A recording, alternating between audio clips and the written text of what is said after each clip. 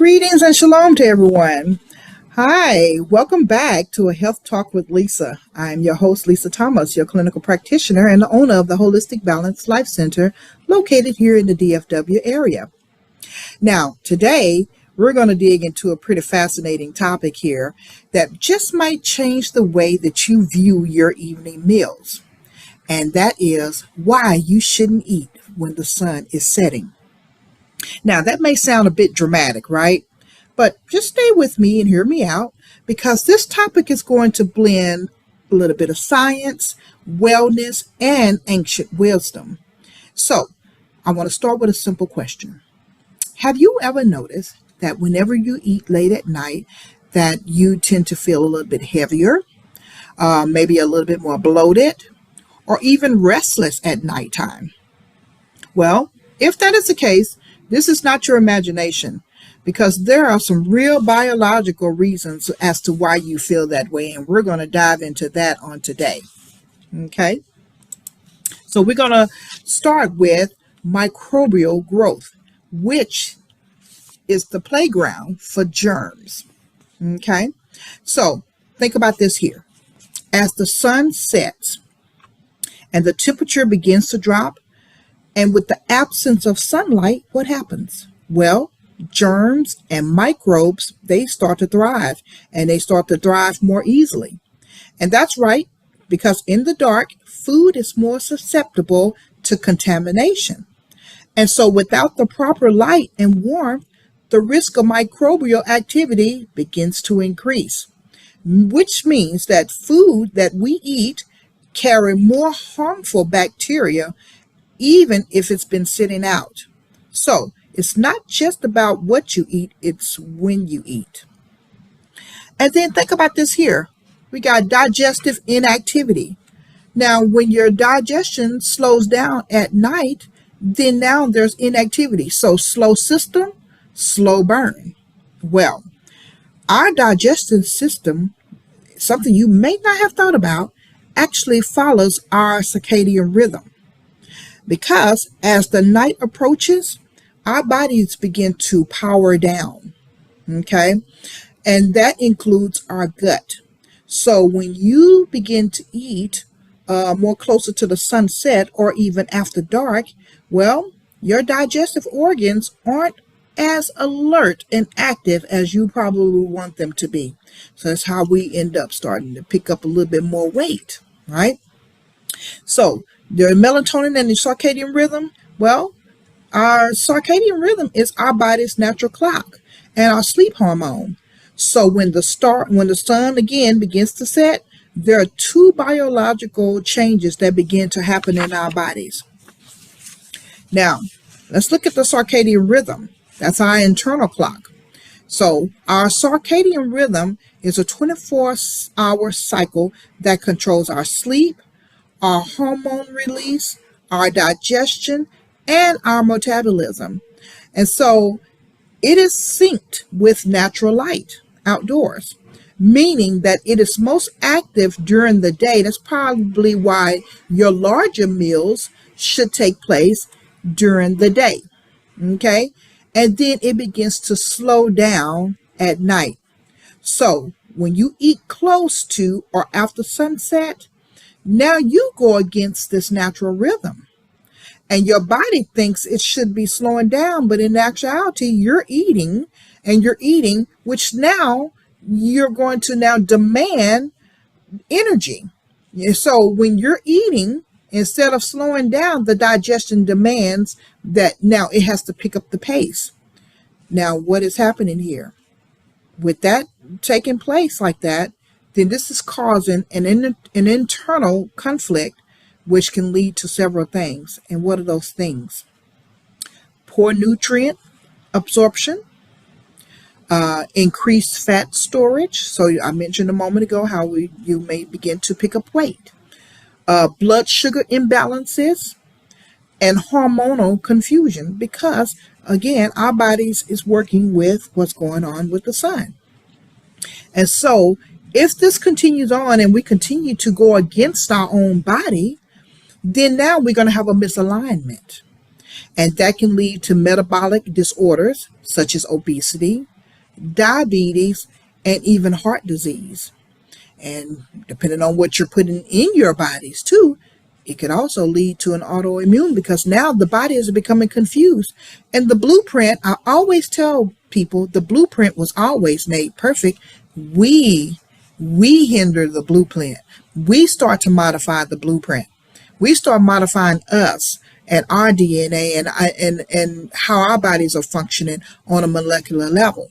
We start to do that based upon what we're doing. And then when it comes down to melatonin, well, with our circadian rhythm, of course, we need the melatonin because that's the sleep hormone. And so that is what's signaling the power down. Because when the sun goes down, do you find that you're becoming tired, a little bit more fatigued or ready to lay down? You're starting to wind down, and you know your body, because after a certain point during the night, and going into the evening, into the night, you start to wind down and you start to feel like, oh, I'm getting sleepy. Well, at that point, we really should be, no longer eating. So with the melatonin, which is our sleep hormone, that is telling our bodies it's time to power down. So as it gets darker, the brain starts to produce melatonin. And that hormone now tells our body it's time to go to sleep. But here's the problem. With the melatonin, it slows down the digestion. So when we are eating something during this period, when our bodies are trying to do something that it is naturally supposed to do, which is to slow down, power down, and shut down, then it has to now fight against itself, because now we're eating and causing the digestive system to demand activity and to burn energy. And that's not what it normally is supposed to do.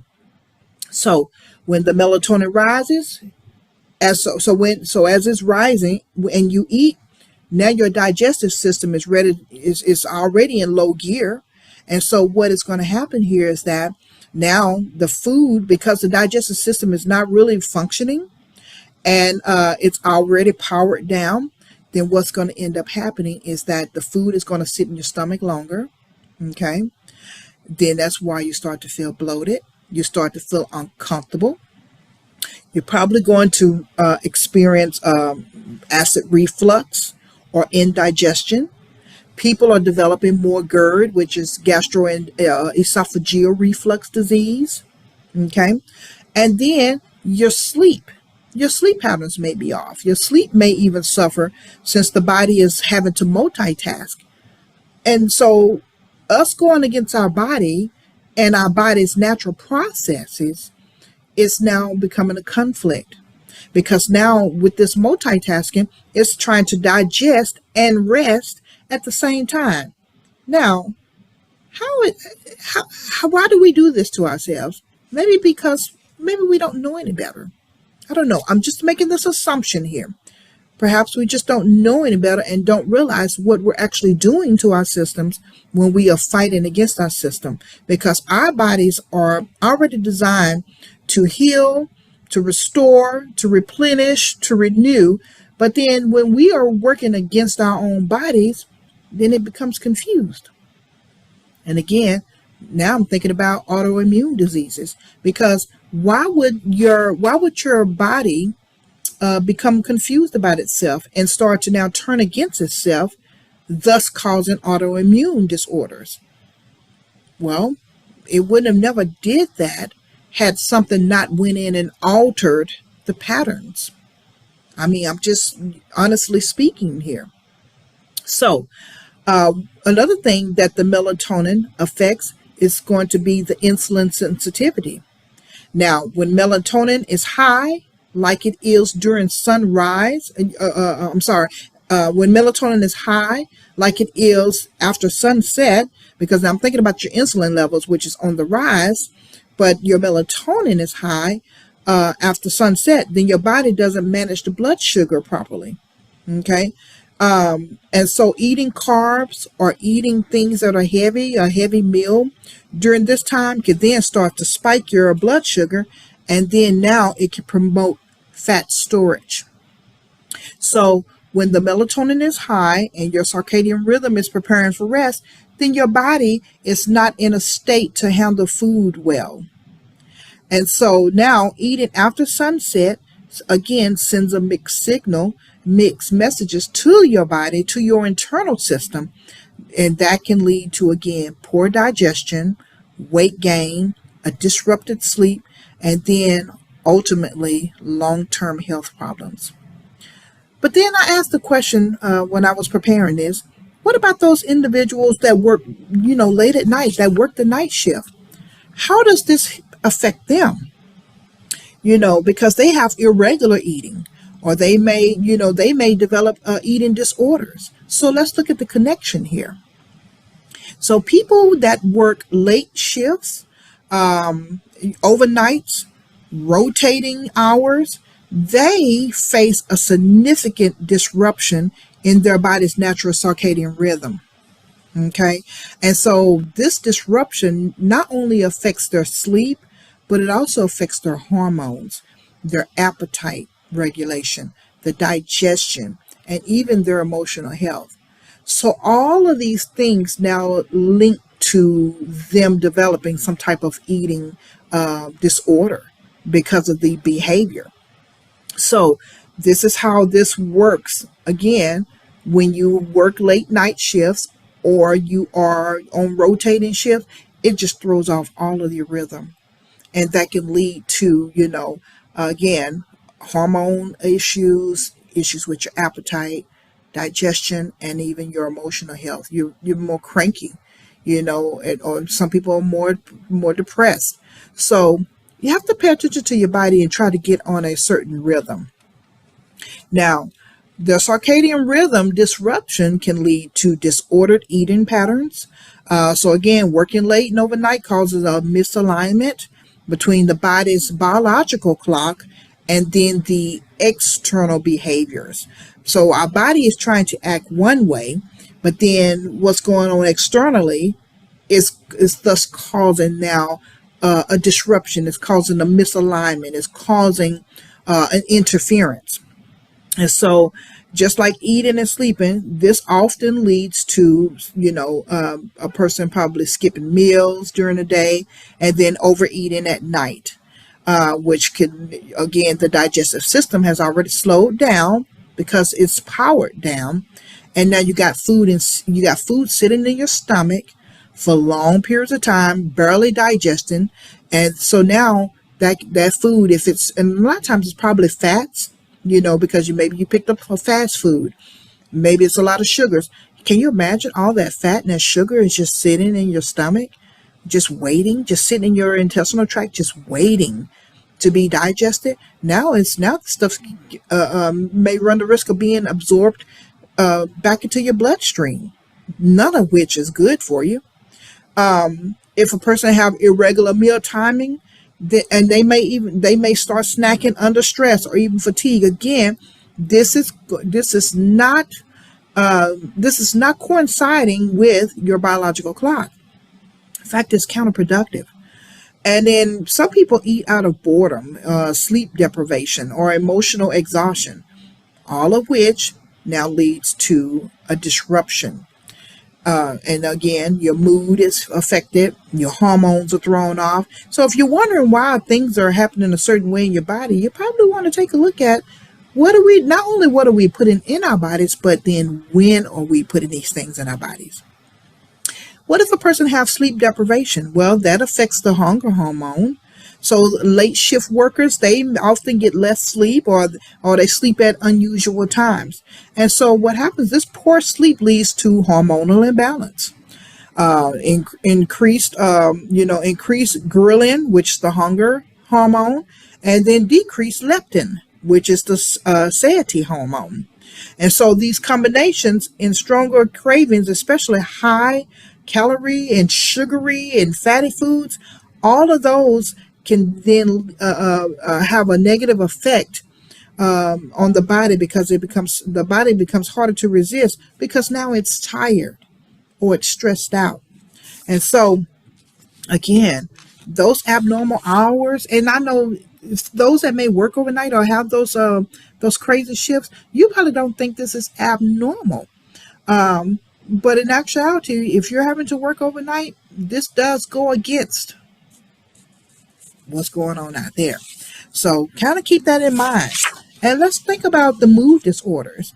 When we're working against the natural sleep-wake cycle, that has been linked to higher levels of depression, okay, anxiety, and stress, which are known triggers for emotional eating, right, and eating disorders.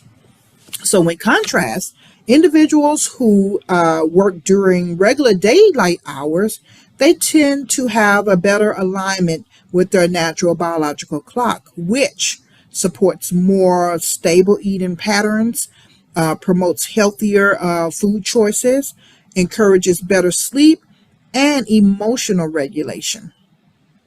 And then late night eating habits often lack structure because it's irregular. It's an irregular pattern. So what you probably should do is, if you are one of those ones that work, the crazy shifts, then, or even late night, you might want to eat eat more healthier snacks when it's late at night. Don't try not to eat heavy, because those individuals tend to eat fewer full meals, and then they just take in random snacks. Well, those random snacks are usually not any good for them. And then maybe perhaps, it could be lack of access to fresh, healthy food options. I don't know. I don't know each individual's situation, but perhaps you can pre-plan your meals. So if you do have such a schedule, then at least you're eating something more healthier that's going to, not be such a detriment on the body, but rather, nutritional for the body. Because a lot of times people just rely on vending machines and fast food and prepackaged foods. And again, that's something that's processed. So processed foods is not good either. Now, I did mention that, science is behind this. So there is a research snapshot here. Studies have shown that night shift workers are a significantly higher risk of developing what? Night eating syndrome, NES, binge eating disorder, BED, BED, and then metabolic syndrome, which worsens the emotional eating cycles, and then body image issues, especially due to maybe erratic, weight gain, weight changes that may be taking place, or sleep-related fatigue. So, why does this matter? Why does this matter? Well, if we understand what the correlation is between working hours and eating behaviors, then it just may help us to create healthier environments for everyone. And it will potentially emphasize the need for meal planning, which is something I mentioned a moment ago, that maybe you can plan it out a little bit better to where you have more better choices of, of things to eat. Mental health support for night workers, and then education on the role of circadian health, digestion, mood, and metabolism. So that's why it matters, because those things are important. Now, when it comes to the metabolic slowdown, this is the body's natural braking system. So think about this here. As evening arrives, our metabolic naturally slows down, right? Because we start to get a little bit tired, a little bit more tired and fatigued. And because it's getting ready for rest, it's preparing for rest. Now, this means that any food that is eaten later in the day isn't processed efficiently. And again, it just kind of sits in the stomach. So instead of being converted into usable energy, it is more likely to be stored as fat. So that's where the weight gain comes from. So again, what happens to insulin? I want to add what happens to insulin when you're eating late at night. But with that being said, when you eat a meal, this is how this affects your insulin. When you eat a meal, especially a meal that may be high in carbohydrates, then your body is releasing this insulin. And that is a hormone that helps you to move, glucose, sugar, from your bloodstream into your cells. So therefore you have the energy, right? But here's the issue with that. Eating late at night interferes with this process in several ways. And we're going to talk about that. One of those ways are melatonin suppresses insulin sensitivity. Now, as the sun goes down and darkness falls, then your brain starts to produce the melatonin, right? This is to prepare your body for sleep. Now, the hormone has a side effect. What is that side effect? Well, it reduces insulin sensitivity. So, what does that mean? That means that your body doesn't respond to insulin effectively, which makes it harder to process the sugar. So what happens as a result? Well, glad you asked. The blood sugar stays elevated longer, okay, which can lead to increased fat storage, inflammation, which is another killer, okay, and I've mentioned that before. And then over time, the person runs the risk of developing type 2 diabetes. So I'll say that again. Melatonin that is released at sundown when it's time for you to go to sleep, that decreases insulin sensitivity.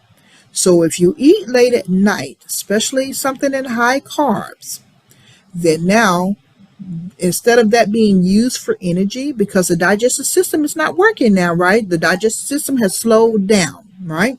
So instead of that being used as energy for your cells, that is now going to convert into fat storage. And then ultimately, that's going to put you at a higher risk of insulin resistance, which now leads to type 2 diabetes. The other thing is high blood sugar and insulin levels. So again, late night eating, especially meals high in sugar and starch, spikes your blood sugar, okay? Then it also is followed by an even larger spike of insulin. And since your body is less metabolically active at night, the insulin again remains elevated longer in your system than it would in the daytime. Because had you ate it in the morning or at lunch, you're still up and moving around, so you would have had time to burn it off, right?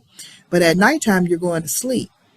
And so now it's staying in your system longer. And so what happens is chronically, that elevated insulin at night leads to, again, fat storage, especially around the belly, okay, hormonal imbalances, and then increased hunger the next day, which now starts this vicious cycle that you really do not want to be a part of. Something else, too, as we're bringing this to a close. You have disrupted sleep and metabolic confusion. So, and this is as a result of high insulin levels at nighttime. So not only is it affecting your metabolism, but now it is disrupting your sleep. And then now you got the confusion with the metabolism. So it disrupts that sleep quality. And those elevated insulin levels interferes with the melatonin production. And then this can lead to trouble falling asleep or staying asleep, night sweats and restlessness, waking up really groggy or perhaps even still hungry. So none of this is good. And I hope that you all are truly understanding what I'm saying here. None of this is good. So again, it should make you rethink how you are consuming your meals throughout the day and how you probably should consider slowing down as the sun begins to set. Okay? So, at night, when our body should be, fat burning, it's not. It is reduced. So at night, the body is designed to burn stored fat for energy during sleep. But because we're still putting food into the system and the digestive system is not moving or not moving as much, and instead of that fat and that insulin being used for energy, it is storing up as fat.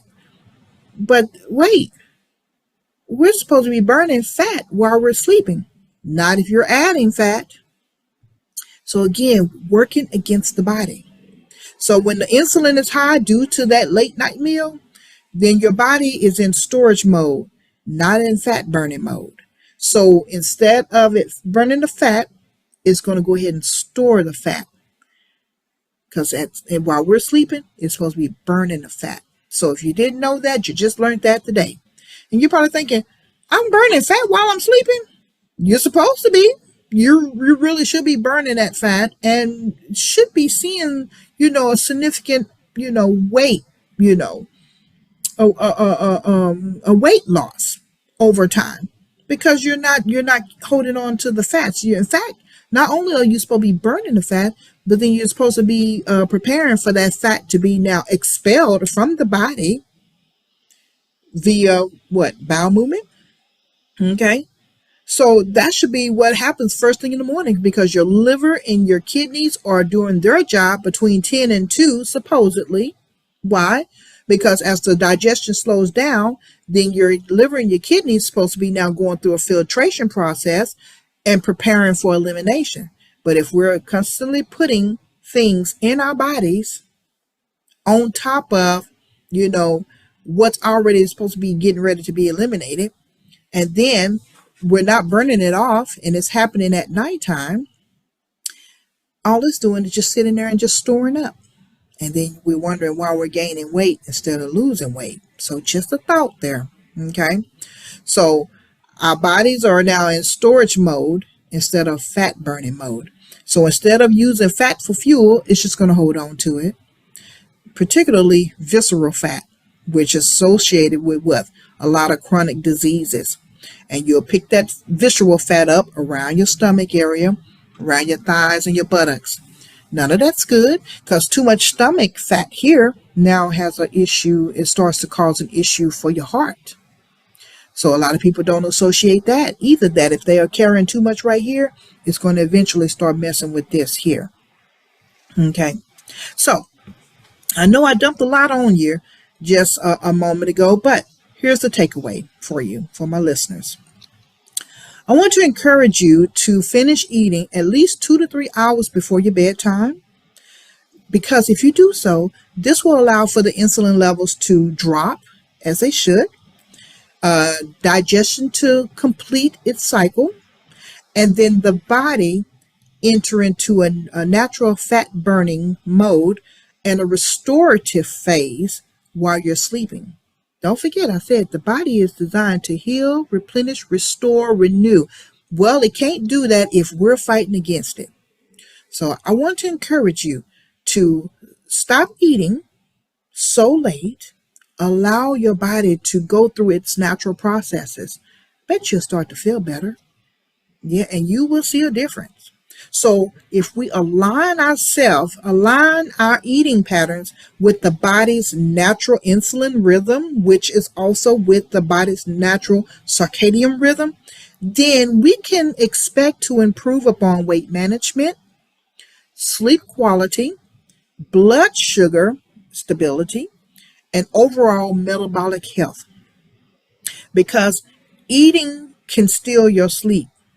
It doesn't just affect your waistline at nighttime, but it also messes with your sleep, as I've said before. So when you eat close to bedtime, your body is still trying to stay active instead of winding down. And that's just like, and when we work against our bodies like that, that's just like when you're tired and ready to go to sleep, you're made to get up and run a marathon. Well, that don't go together, right? So you need your sleep. And good sleep is essential for everything, from brain health to emotional balance. So you want to really consider how, eating late robs you of all of that. And it's not just your rest, but it starts to take a toll on your overall being. And then my final point that I want to make, the circadian rhythm confusion, misaligned meals and misaligned body. So our bodies have, again, Uh-oh. Lost my I lost my lighting here. Alrighty, I lost my lighting. So let's see here. All right, I lost my lighting there for a moment, but I'm glad we're back. So as I was saying, the circadian rhythm confusion. This leads to misaligned meals and misaligned body. So our bodies have this built-in biological clock, right? And it's known again as the circadian rhythm. So it governs everything. And so from hormone release to cell repair and yes, digestion and metabolism. So eating at the wrong time, especially like during the sunset, can throw this rhythm off. And over time, this misalignment can lead to chronic conditions such as diabetes, heart disease, and then, of course, hormonal imbalances. So, that's my final thought for you for today. And thank you for listening. And thank you for that little, for having patience with that little glitch in my technical there. But my final thought to you today is eat with the sun. And think of your body like a solar-powered machine. It is most efficient when it's in sync with nature, especially the sun. So that means front-loading your meals earlier in the day, ideally finishing dinner before the sun goes down. And if you just have to eat something later in the evening, then eat light at night. And we tell our patients this all the time, eat light at night. So at least your body don't have to work as hard, okay? And believe it or not, if you follow those steps, your body will thank you. It would thank you with better sleep, quality sleep, more energy, easier digestion, and a stronger metabolism. And the sky's the limit as to what it would do for your immune system, especially if you don't have anything just sitting in your stomach and just, due to lack of digestion and it starts to fermentate. We don't want anything fermentating in your stomach. And yes, when you have food just sitting in your stomach and in your digestive tract for too long, it will begin to fermentate. So I want you to take that little nugget with you. So that's all I have for you on today for Health Talk with Lisa, and talking about why we should not be eating when the sun go down. And I really hope that this episode gave you a different type of perspective. And if it did, I want you to share it with your friends and loved ones. And let's create a world that, honors the rhythm of the sun, one mindful meal at a time. So until next time, thank you again for listening to Health Talk with Lisa. And I look forward to sharing with you pretty soon. Shalom.